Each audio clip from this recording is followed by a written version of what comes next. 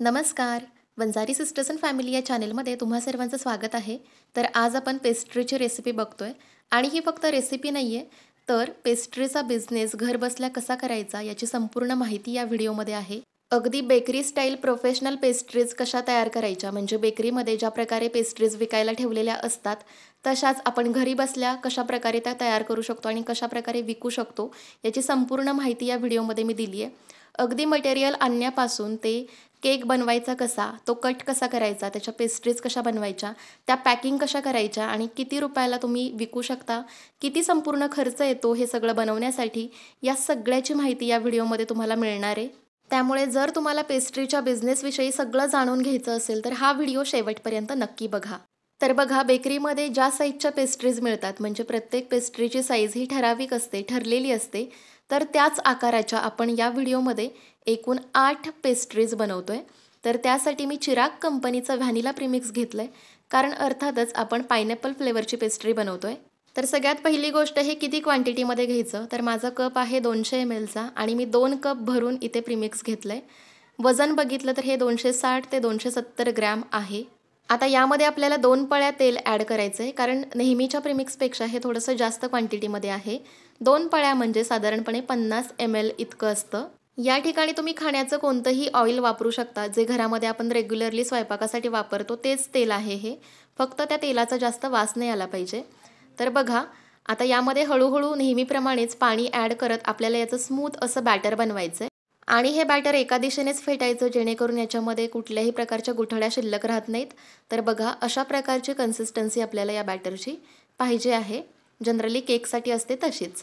तर बघा, या ठिकाणी मी 2 ग्लास पाणी घेतलं होतं आणि 1 ग्लास मी संपूर्णपणे वापरलं आणि दुसऱ्या ग्लासमधलं मला साधारण पाव ग्लास एवढं पाणी लागलं आहे आणि हे पाऊण ग्लास शिल्लक राहिले, म्हणजे साधारणपणे 1.25 ग्लास इतकं पाणी मला या संपूर्ण बॅटरसाठी लागलेलं आहे.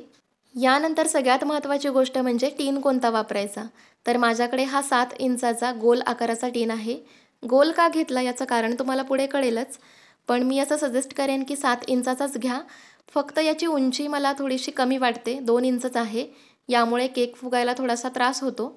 याची उंची कमीत कमी 3 इंच तरी असावी. तर आज या टीनला ग्रीस करण्यासाठी मी ऑडीचा इकोबेक पार्चमेंट पेपर वापरते आहे. हा यूज केल्यामुळे तुम्हाला टीनला कुठल्याही प्रकारे तेल किंवा तुपाने ग्रीस करण्याची गरज पडत नाही. जर तुम्हाला हा ऑनलाईन खरेदी करायचा असेल तर याची लिंक मी डिस्क्रिप्शन बॉक्समध्ये देते, तुम्ही तिथून तो परचेस करू शकता.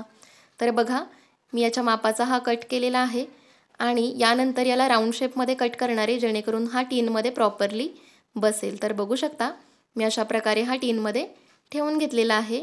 तर बघा, आता जे बॅटर आपण तयार केलं होतं ते या टीनमध्ये ओतून घेऊयात. कन्सिस्टन्सी तुम्ही इथे सुद्धा बघू शकता कशा प्रकारची आहे.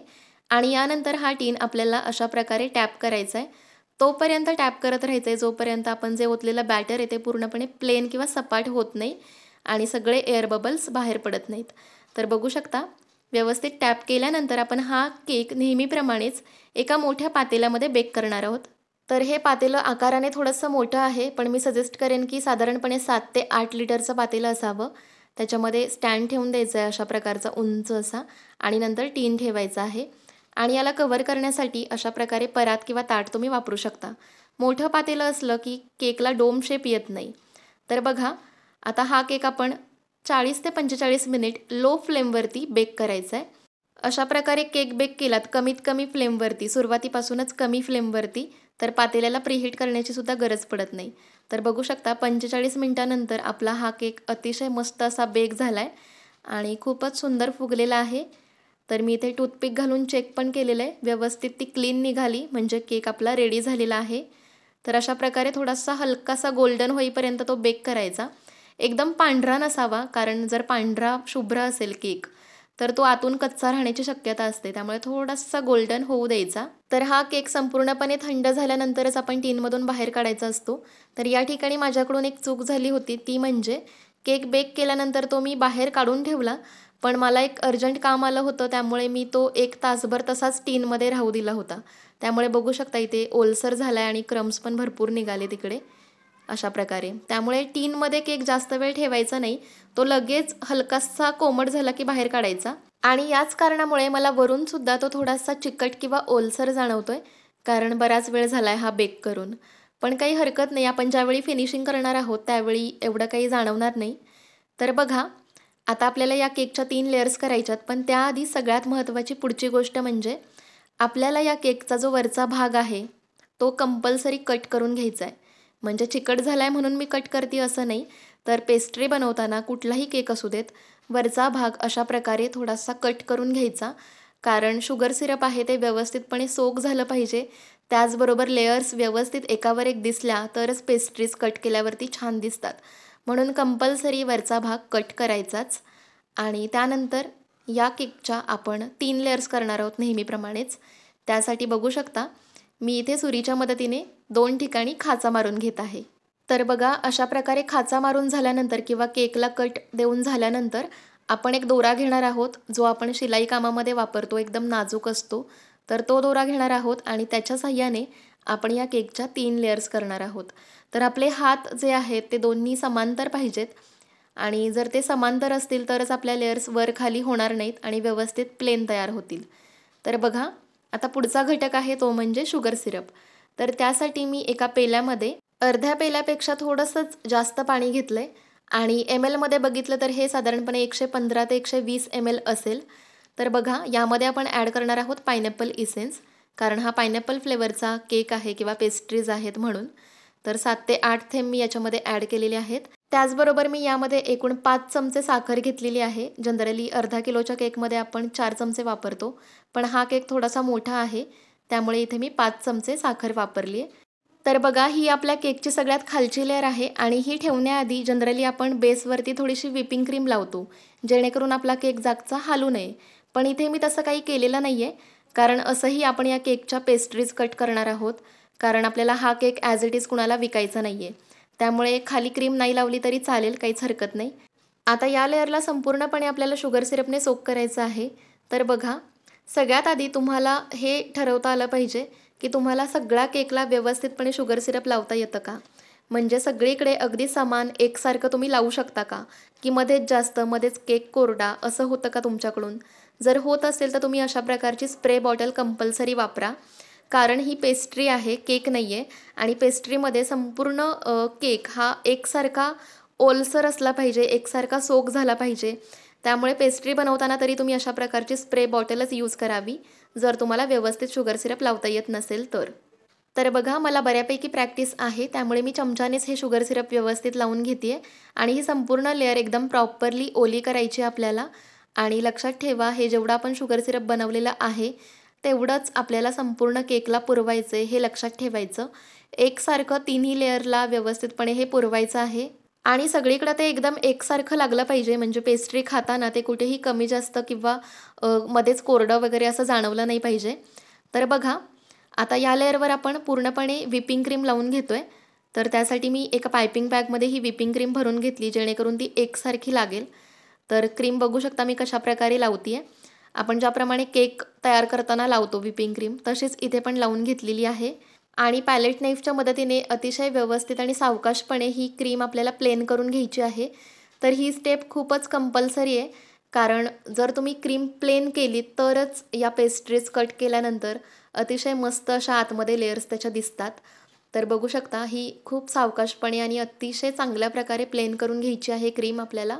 आणि त्यानंतर आपण यावरती अप्लाय करणार आहोत pineapple crush. Yes, pineapple crush हा अतिशय महत्त्वाचाच घटक आहे, त्याशिवाय आपल्या पेस्ट्रीला खूप छान अशी टेस्ट येणारच नाही. तर बघा, माझ्याकडे ही अशा पद्धतीची क्रशची बॉटल आहे, साधारणपणे 750 ml ही आहे आणि 160 रुपयांना मला मिळालेली आहे. तर कुठल्याही कंपनीचं तुम्ही क्रश वापरू शकता, काहीच हरकत नाही आहे. तर बघा, आता किती वापरायचं हे फक्त व्यवस्थित कळलं पाहिजे. तर इथे मी असं परफेक्ट नाही सांगू शकत की एका लेअरवरती एवढे चमचे वापरा वगैरे, पण मी एवढं निश्चित सांगते की ज्यावेळी तुम्ही हा क्रश या लेअरवरती अप्लाय करणार आहात आणि त्यानंतर अशा प्रकारे पसरवणार आहात, त्यावेळी तो एकसारखा सगळीकडे पसरला गेला पाहिजे. आणि जिथे तुम्हाला कमी वाटते तिथे तुम्ही एक्स्ट्रा ॲड करू शकता. अंदाजेच मी इथे पण वापरला आहे. फक्त आतली जी क्रीम आहे ती या क्रशमध्ये अजिबात मिक्स करायची नाही. क्रीमची लेअर वेगळी आणि क्रशची लेअर वेगळी अशीच दिसली पाहिजे. तर बघा, आतल्या व्हिपिंग क्रीमला अजिबात धक्का न लावता आपल्याला हा क्रश व्यवस्थित पसरवायचा आहे. साधारणपणे हा अशा प्रकारे दिसला पाहिजे. आता यानंतर आपण केकची जी सगळ्यात वरची लेअर असते ती उलटी करून ठेवतो, पण इथे तसा फारसा प्रॉब्लेम येत नाही, कारण आपण ऑलरेडी वरच्या लेअरचा जो फुगीरपणा आहे किंवा वरचा सगळा भाग कट करून घेतलेला होता, त्यामुळे तुम्ही उलटी ठेवा किंवा सरळ ठेवा, काहीच हरकत नाही. तर बघा, आधीच्या लेअरप्रमाणेच या लेअरला सुद्धा आपण शुगर सिरप लावणार आहोत, क्रीम लावणार आहोत आणि क्रशसुद्धा लावणार आहोत. सेम स्टेप आहेत, त्यामुळे मी हे परत परत दाखवत बसलेली नाही आहे. तर बघू शकता, हे सगळं लावून झाल्यानंतर आपण यावर केकची सगळ्यात जी शेवटची लेअर असते ती ठेवून घेतलेली आहे. आणि हीच आपल्या केकची फायनल किंवा शेवटची लेअर असल्यामुळे आपण याला फक्त शुगर सिरप लावणार आहोत, क्रश वगैरे लावायचा नाही आहे. तर बघू शकता, जेवढं शिल्लक राहिलेलं शुगर सिरप होतं ते सगळं आपण या लेअरवरती लावून घेऊयात. आता यानंतर आपण बेसिक केकला ज्याप्रमाणे फिनिशिंग करतो त्याचप्रमाणे इथे सुद्धा करायचं आहे. तर बघू शकता, आधी जी साईडला एक्स्ट्रा क्रीम आलेली होती ती मी स्क्रॅपरच्या मदतीने प्लेन करून घेतलेली आहे. आणि यानंतर मी क्रम्बल कोटिंग फक्त करत नाही आहे. तुम्हाला जर आवश्यकता वाटली तर तुम्ही नक्कीच करू शकता. इथे जास्त क्रम्स निघाले नाही आहेत, त्यामुळे मी डायरेक्ट फायनल फिनिशिंग करते आहे. पण जर तुम्ही नवीनच केक बनवत असाल, म्हणजे तुम्हाला जास्त प्रॅक्टिस नसेल, तर मी असं सांगेन की तुम्ही क्रम्बल कोटिंग म्हणजेच क्रम कोट व्यवस्थितपणे करून घ्या आणि त्यानंतर फायनल फिनिशिंग करा. तर संपूर्ण केक आपण व्हिपिंग क्रीमने कव्हर केलेला आहे. फक्त या ठिकाणी एक महत्त्वाची गोष्ट अजून मी सांगेन की वरच्या बाजूला जास्त क्रीम लावू नका. म्हणजे जर पायपिंग बॅगला तुमच्या जास्त मोठं होल असेल तर तुम्ही छोट्या होलची पायपिंग बॅग घ्या आणि कमी प्रमाणात क्रीम लावा वरच्या बाजूला. कारण आपल्याला केकची हाईट जास्त वाढवायची नाही आहे. पेस्ट्रीच्या बॉक्समध्ये बसेल एवढीच हाईट या केकची असली पाहिजे.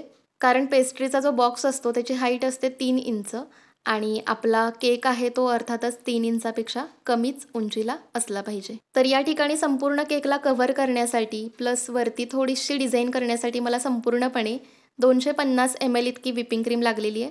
जर तुमची प्रॅक्टिस कमी असेल किंवा तुम्ही वेगळ्या पद्धतीने केक बनवत असाल तर कदाचित तुम्हाला जास्त लागू शकते. तर बघा, ज्याप्रमाणे आपण बेसिक रेग्युलर आईस केकचं फिनिशिंग करतो अगदी तसंच फिनिशिंग मी या ठिकाणी करते आहे, काहीही फरक नाही आहे. तर हे फिनिशिंग होतं आहे तोपर्यंत आपण काय काय वस्तू आत्तापर्यंत वापरल्या ते बघूयात. तर आपण चिराग प्रीमिक्स वापरलं 270 ग्रॅम. तर 200 रुपये किलो असा रेट जर आपण पकडला तर त्याचे होतात 54 रुपये. त्यानंतर आपण क्रीम वापरली 250 ml. पण जर तुम्हाला 300 ml लागली असं आपण धरलं तर 150 रुपये किलो अशा रेटने क्रीमचे होतात 45 रुपये. त्यानंतर आपण तेल वापरलं बॅटरमध्ये, त्याचबरोबर इसेन्स आणि साखर वापरली शुगर सिरपमध्ये. त्यानंतर आपण कलर वापरणार आहोत, चेरीज पुढे वापरणार आहोत आणि हे न्यूट्रल जेल आहे बघा, हे सुद्धा किरकोळ गोष्टींमध्येच आपण इन्क्लूड करूयात. तर बघा, तर हा 1 किलोचा पॅक आहे, मला साधारणपणे 200 रुपयांना मिळाला होता. तर यातलं 1 चमचाच न्यूट्रल जेल आपण वापरले. तर या सगळ्या किरकोळ गोष्टींचे आपण पकडूयात 30 रुपये. ओके, तर या न्यूट्रल जेलची कन्सिस्टन्सी ॲडजस्ट करण्यासाठी मी यामध्ये 2 चमचे पाणी ॲड केलं आहे. कधीकधी 1 चमचा पण पुरेसं होतं. फक्त फ्लोई कन्सिस्टन्सी त्याची व्हावी एवढंच पाणी तुम्ही ॲड करा. आणि यामध्ये मी लिक्विड येलो कलरचे काही थेंब ॲड करते आहे. तर बघा, आता हे व्यवस्थित मिक्स करते आणि मग तुम्हाला दाखवते की नक्की फ्लोई म्हणजे कसं असतं. तर बघा, हे व्यवस्थित मिक्स करून झाल्यानंतर जर तुम्ही केकवरती ओतलं तर ते अशा प्रकारे ओतता आलं पाहिजे. ओके, म्हणजे साधारणपणे अशी कन्सिस्टन्सी या जेलची असावी. तर बघू शकता, एकदम फ्लोई आहे, चमच्यामधून पण इझिली ते व्यवस्थित पडतंय. तर बघा, आता हे जेल आपल्याला व्यवस्थितपणे स्प्रेड करायचं आहे. पुन्हा मी तेच सांगेन की जी खालची क्रीम आहे, व्हिपिंग क्रीम आपण जी फिनिशिंगसाठी वापरली होती, त्याला अजिबात धक्का न लावता व्यवस्थितपणे हे जेल तुम्ही पसरवा. आणि संपूर्ण केक आपल्याला जेलने पसरवायचं नाही आहे. तुम्ही चमचा किंवा पॅलेट नाईफच्या मदतीने अशा प्रकारे ते फक्त वरच्या भागामध्ये पसरवू शकता. तर बघा, हा केकचा वरचा भाग अतिशय मस्त दिसू लागलेला आहे जेलमुळे. आता याला आपण थोडंसं डेकोरेट करूयात. तर या ठिकाणी मी नूर 46 हे नोझल वापरते आहे. हे जनरली मोदकाचं स्टार नोझल आहे आणि अशा प्रकारे अगदी छोटी छोटी मोदकाची डिझाईन किंवा छोटीशी फुलं मी तयार करते आहे. कारण आपल्याला जास्त डिझाईन करायची नाही आहे. तुम्ही एखादं रोझेट वगैरे बनवू शकता. शुगर बॉल्स तुमच्याकडे असतील तर त्याने पण डेकोरेट केलं तरी चालेल. तर बरोबर समोरासमोर 8 फुलं किंवा 8 मोदक मी या ठिकाणी तयार केलेत. आणि त्यानंतर आपण काही चेरीज ठेवणार आहोत याच्यावरती.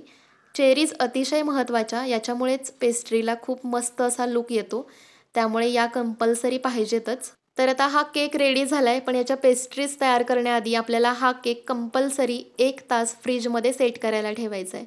कमीत कमी 1 तास. जर तुमच्याकडे जास्त वेळ असेल तर तुम्ही 2-2.5 तास 3 तास पण ठेवू शकता. पण ही स्टेप अतिशय महत्त्वाची आहे आणि खूप इम्पॉर्टंट टिप आहे. तर आपला केक फ्रीजमध्ये सेट होतोय तोपर्यंत मी तुम्हाला पॅकिंगबद्दल सगळी माहिती देते. तर बघू शकता अशा प्रकारचे पेस्ट्री पॅकिंगचे बॉक्सेस मिळतात. याच्यावर साईज पण दिली आहे त्यांनी 4x4 म्हणजे 4 इंच लांबी 4 इंच रुंदी अशा प्रकारचा हा बॉक्स आहे. नॉर्मल जे आपले 1 किलो अर्धा किलोचे केकचे बॉक्स असतात त्याचं कसं आपण फोल्डिंग करून त्याचा बॉक्स बनवतो, सेम तसंच इथे सुद्धा करायचं असतं. फक्त हा बॉक्स आकाराने थोडासा छोटा असतो. तर आता सगळ्यात महत्त्वाची गोष्ट म्हणजे हे बॉक्स कितीला मिळतात. कारण आपण एका केकमध्ये 8 पेस्ट्री तयार करतोय आणि 8 पेस्ट्रीला सेपरेट तुम्हाला 8 बॉक्स द्यावे लागणार आहेत. मग हे जास्त महाग असतात का? तर नाही. हे बॉक्स अतिशय स्वस्त असतात. मेन म्हणजे तुम्ही 1 डझन 2 डझन घेऊच शकत नाही. कारण हे 100 बॉक्सचं पॅकेट असतं आणि ते मिळतं 180 रुपयांना. म्हणजे या बॉक्सची किंमत फक्त 1.5 ते 2 रुपयेच आहे. ₹1.80 म्हणजे काहीच नाही. त्यामुळे प्रत्येक पेस्ट्रीसोबत 1 बॉक्स द्यायला तुम्हाला एकदम आरामात परवडतं. यानंतर पुढची सगळ्यात महत्त्वाची आणि अत्यावश्यक गोष्ट म्हणजे पेस्ट्री कंटेनर. कारण तुम्ही कुठलाही पेस्ट्रीचा तुकडा डायरेक्ट बॉक्समध्ये ठेवू शकत नाही, कारण बॉक्स ओला होऊ शकतो. त्यामुळे पेस्ट्री कंटेनर खूप महत्त्वाचे आहेत आणि हे अशा प्रकारे मला त्रिकोणी शेपमध्ये मिळालेले होते. त्यामुळेच मी आजचा केक हा गोल आकारामध्ये बनवला आणि त्याचे त्रिकोणी पीसेस तयार केले. तर आता तुम्हाला समजलंच असेल की मी राऊंड शेपमध्ये केक का तयार केला होता. तर हे अशा प्रकारचा सगळा सेट असतो 50 कंटेनरचा आणि हा मिळतो 45 रुपयांना. तर बघू शकता हे पण किती स्वस्त आहेत. त्यामुळे तुम्ही एका पेस्ट्रीसोबत 1 कंटेनर देऊच शकता. तर बघा 1 ते 1.5 तासानंतर आपला केक छान सेट झालेला आहे आणि मी फ्रीजमधून बाहेर काढला आहे. तर आता पेस्ट्रीज कट करण्यासाठी सगळ्यात पहिली गोष्ट म्हणजे आपल्याला अशा प्रकारचा मोठा चाकू किंवा मोठी सुरी लागते आणि प्रत्येक वेळी ती सुरी अशा प्रकारे व्यवस्थित स्वच्छ करूनच दुसरा कट मारायला घ्यायचा, जेणेकरून आपल्या सगळ्या पेस्ट्रीज एकदम स्वच्छपणे आणि व्यवस्थितपणे कट होतात. म्हणजे पेस्ट्री कट केल्यानंतर ज्यावेळी तुम्ही त्याच्या लेयर्स बघणार आहात त्यावेळी त्या एकदम सुंदर दिसतात. म्हणजे स्पंज, क्रीम अगदी वेगवेगळं दिसू लागतं आणि खूपच रेखीव अशा त्या पेस्ट्रीज तयार होतात किंवा कट होतात. तर बघा या पेस्ट्री कट करताना हा चाकू एकदम खालीपर्यंत बॉटमपर्यंत घेऊन जायचा, जेणेकरून प्रत्येक पेस्ट्री ही अगदी तळापासून व्यवस्थित कट होते. तर बघा या पेस्ट्रीज व्यवस्थितपणे कट करून झालेल्या आहेत. आता या सगळ्या पेस्ट्रीज बॉक्समध्ये किंवा पेस्ट्री कंटेनरमध्ये कशा प्रकारे ठेवायच्या ते आपण बघूयात. तर त्यासाठी आपल्याला लागतो पॅलेट नाईफ. जर तुमच्याकडे पुढे जो त्रिकोण आकार असतो, ट्रायंगल शेपमध्ये असतो ना, तशा पद्धतीचा पॅलेट नाईफ असेल तर काहीच हरकत नाही, चांगलीच गोष्ट आहे. पण आपल्याकडे तसा नाही आहे, त्यामुळे आपण यानेच आता हे काम करूयात. तर बघा एका पेस्ट्रीमध्ये बरोबर खाली तळापासून हा पॅलेट नाईफ अशा प्रकारे इन्सर्ट करा आणि त्यानंतर थोडासा अशा प्रकारे तो हलवा, जेणेकरून ती पेस्ट्री सगळ्या बाजूनी लूज होईल आणि बाहेर काढायला अगदी सोपं जाईल. तर बघू शकता क्या बात है, अतिशय मस्त रेखीव आणि गोंडस अशी ही पेस्ट्री आपली तयार झाली आहे आणि साईज पण एकदम परफेक्ट आहे. बेकरीमध्ये ज्या आकारामध्ये पेस्ट्रीज मिळतात त्याच आकाराच्या आणि त्याच वजनाच्या या पेस्ट्रीज तयार होतात. आता ही पेस्ट्री उचलून या कंटेनरमध्ये तुम्हाला ठेवायची आहे. जर तुम्हाला सहज हाताने उचलून ठेवता येत असेल तर ठीकच आहे, पण मी माझी पद्धत तुम्हाला शिकवते जी यूट्यूबवरती तुम्हाला कोणीही शिकवणार नाही. तर बघा एका हातावर ही पेस्ट्री अशा प्रकारे ठेवा, पॅलेट नाईफ अलगद घासून असा बाहेर काढा, डायरेक्ट फटकन उचलायचा नाही, नाहीतर स्पंज बाहेर येऊ शकतो. आणि एका हातामध्ये जो आपण कंटेनर घेतला आहे तो थोडासा तिरका करायचा आणि पेस्ट्री अशा प्रकारे याच्यामध्ये ठेवून द्यायची. तर ही सगळ्यात सोपी पद्धत मला तरी वाटते पेस्ट्री कंटेनरमध्ये ठेवण्याची. आपले हातही जास्त खराब होत नाहीत आणि पेस्ट्रीचा शेप तर अजिबातच बिघडत नाही. तर हे झालं एक काम. आता दुसरं महत्त्वाचं काम म्हणजे हा पेस्ट्री कंटेनर तुम्हाला बॉक्समध्ये ठेवायचा आहे. तर तो कसा ठेवणार? जर तुम्ही ॲज इट इज हे अशा प्रकारे ठेवायला गेलात तर बॉक्समध्ये व्यवस्थित बसणार नाही आणि पेस्ट्रीचा शेपसुद्धा बिघडू शकतो, पेस्ट्रीला धक्का लागू शकतो. त्यामुळे हा बॉक्स एका बाजूने अशा प्रकारे मोकळा करा, ओपन करा आणि त्यानंतर यामध्ये अगदी सहजपणे ही पेस्ट्री बसते. बघू शकता तुम्ही. फक्त ही पेस्ट्री यामध्ये ठेवताना अशा प्रकारे तिरकी ठेवायची, तरच ही या बॉक्समध्ये व्यवस्थित फिट होते. तर बघा आता हा बॉक्स मी तुम्हाला बंद करून पण दाखवते. पेस्ट्रीला आतमध्ये अजिबात धक्का लागत नाही आणि ते एकदम सेफ पद्धतीने तुम्ही कस्टमरपर्यंत देऊ शकता. फक्त हा बॉक्स पॅक केल्यानंतर पुढच्या बाजूने त्याला एक चिकटपट्टी लावून टाका, म्हणजे हा बॉक्स एकदम प्रोफेशनली पॅक झाल्यासारखा वाटेल. तर बेकरीमध्ये पेस्ट्री खाण्यासाठी प्लास्टिकचा चमचासुद्धा मिळतो, पण मला तो मिळाला नाही सध्या, त्यामुळे मी दाखवू शकत नाही आहे. पण ते चमचेसुद्धा एकदम स्वस्त मिळतात. 30 ते 35 रुपयांना 60 चमच्यांचं पाकिट मिळतं. तर त्यातला एक चमचा तुम्ही याच्यामध्ये टाकू शकता आणि एकदम प्रोफेशनल पद्धतीने हा बिझनेस करू शकता. तर या 8 पेस्ट्री बनवण्यासाठी मी या व्हिडिओमध्ये तुम्हाला सगळ्या गोष्टींचं प्रमाण सांगितलं आहे, प्लस सगळ्या गोष्टींना किती खर्च येतो ते सांगितलं आहे. पॅकिंगसाठी किती खर्च येतो तेही सांगितलं आहे. तर साधारणपणे ₹175 या सगळ्या पेस्ट्रीज विथ पॅकिंग तयार होतात आणि मला असं वाटतं तुम्ही एक पेस्ट्री ₹40 विकली तरी परवडेल. ₹50 विकली जात असेल तर चांगलीच गोष्ट आहे. तर आजचा हा व्हिडिओ तुम्हाला कसा वाटला ते कमेंट करून नक्की सांगा आणि आवडला असेल तर व्हिडिओला लाईक करा आणि हा व्हिडिओ जास्तीत जास्त लोकांपर्यंत शेअर करा, कारण यूट्यूबवर पेस्ट्री बिझनेसचा एवढा डिटेल व्हिडिओ सध्या तरी कुठेही नाही आहे.